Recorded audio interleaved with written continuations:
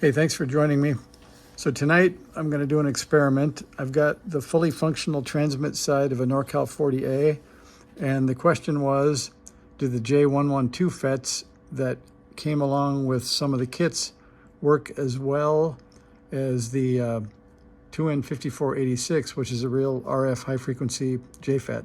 So I've done the first piece of the experiment, which is to put in or to leave in the 2N5486, and I measured the VFO frequency and output at 1.65 volts peak to peak, and then I measured the RF output at the antenna jack into a 50 ohm resistor and got 44 volts peak to peak.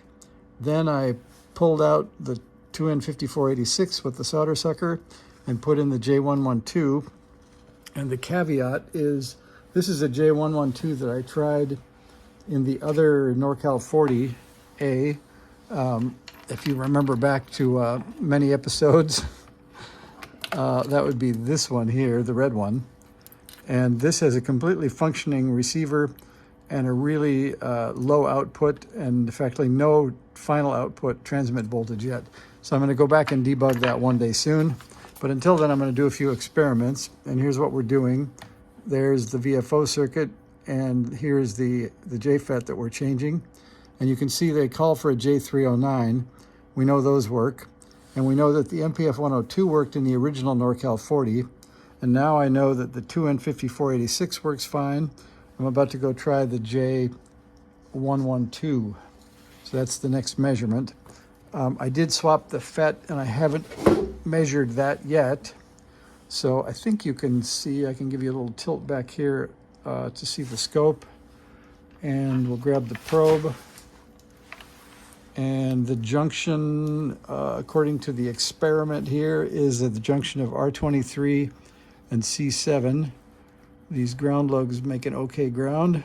And here's the junction of R23 and C7. And let's see, we have power jack here. And we need some more voltage.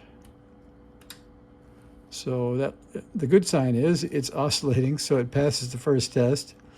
And the voltage out on the 500 millivolt scale would be 1.567, about 1.8 volts peak to peak. So it's actually slightly higher than this 2N5486 was. And I got to be a little bit careful. I'll again check that was 0.5, 0.6, 0.7, 0.8, so 1.8 volts peak to peak. We have to talk a little fast because we're also dissipating about 5 watts on the output transistor, and that might not last forever. So with the key that you can see is this slide switch, we're in key down mode pretty seriously. So there is the output, we think, if we get the ground right. Oh, we weren't in transmit yet, so I didn't have to worry about the output.